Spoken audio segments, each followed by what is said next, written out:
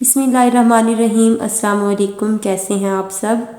जैसा कि आप जानते हैं, स्मोक आलमी सतह पर बहुत ही मुतासिर कुन बनती जा रही है।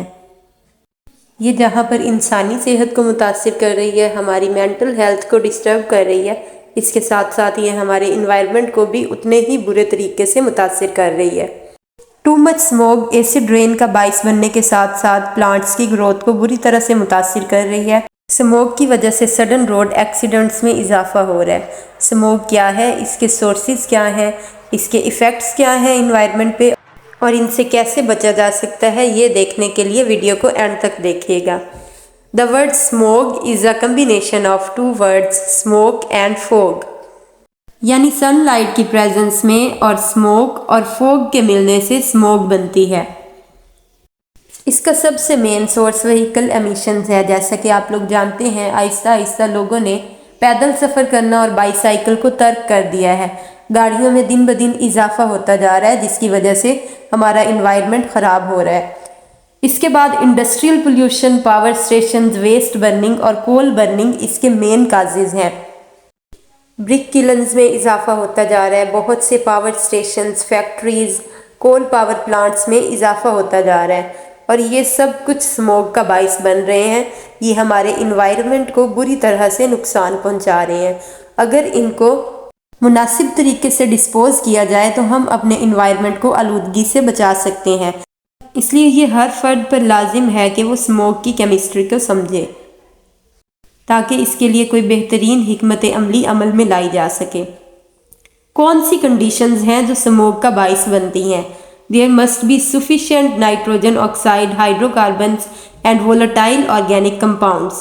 Sunlight, because some chemical reactions may occur at a rapid rate. The movement of air mass must be little so that reactions are not disturbed. ये तीन कंडीशंस हैं जो स्मोक का बाइस बनती हैं: hydrocarbons, organic compounds, sunlight and low movement of air mass. Smoke के main contents में हाइड्रोजन पर ऑक्साइड, नाइट्रिक एसिड और पर ऑक्सी एसिटाइल नाइट्रेट यानी पैन शामिल हैं। इसके अलावा कुछ सल्फ़र के कंपाउंड्स भी स्मोक में शामिल होते हैं। स्मोक को टू टाइप्स में डिवाइड किया गया है: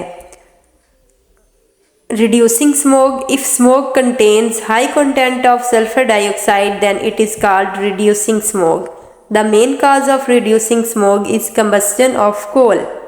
अगर स्मोक में सल्फ़र के कंपाउंड ज़्यादा मिकदार में पाए जाएं तो उस स्मोक को रिड्यूसिंग स्मोक कहते हैं और इसकी सबसे मेन वजह कोयले का जलना है। इस स्मोक के इफ़ेक्ट्स ऑक्सीडाइजिंग स्मोक से कुछ कम होते हैं। आजकल पावर प्लांट्स में और ज़्यादातर ब्रिक किलन्स में कोयले का इस्तेमाल हो रहा है। कोयले के जलने से ये रिड्यूसिंग स्मोक पैदा होती है। इससे निकलने वाले जहरीले मादे हवा में शामिल होकर बुरी तरह से मुतासिर करते हैं। The smoke that contains higher concentrations of oxidants like ozone is termed as oxidising smoke. It is a yellowish brownish grey haze. ऐसी स्मोक जिसमें ज़्यादातर ऑक्सीजन के कंपाउंड्स पाए जाएं उसे ऑक्सीडाइजिंग स्मोक कहते हैं और ये बहुत ही ख़तरनाक किस्म की स्मोक है। इसका कलर मोस्टली येलो होता है। ऑक्सीडाइजिंग स्मोक को फोटोकेमिकल स्मोक भी कहा जाता है। इस स्मोक की वजूहात भी वही हैं। The main reactants of photochemical smog are nitric oxide and unburned hydrocarbons. Nitric oxide जो है वो नाइट्रोजन डाइऑक्साइड में चेंज होता है, जिससे ये फोटोकेमिकल स्मोक बनती है। अगर इन हाइड्रोकार्बन्स को पूरी तरह ना जलाया जाए तो ये स्मोक का बाइस बनते हैं। इंसानों को स्मोक किस तरह से मुतासिर कर रही है, आइए देखते हैं। स्मोक की वजह से headache, constant fatigue, eye irritation, asthma, runny nose, nausea, dizziness, cough and inflammatory lung diseases पैदा हो रही हैं।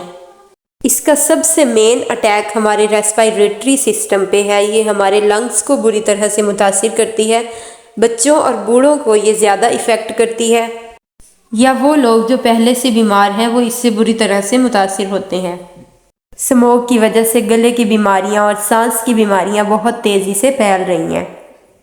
Long term exposure to smog जो है वो प्रीमेच्योर डेथ का बाइस बन रहा है। इसके अलावा لنگ کینسر، کارڈیوویسکولر ڈیزیزز، مس کیریجز اور مینٹل ڈیمیج بھی اسموک کی وجہ سے ہو رہا ہے۔ بہت سی ایسی اسٹریٹجیز ہیں جن کو اپنا کر ہم اسموک سے بچ سکتے ہیں اور اپنے انوائرمنٹ کو بھی اس سے محفوظ بنا سکتے ہیں۔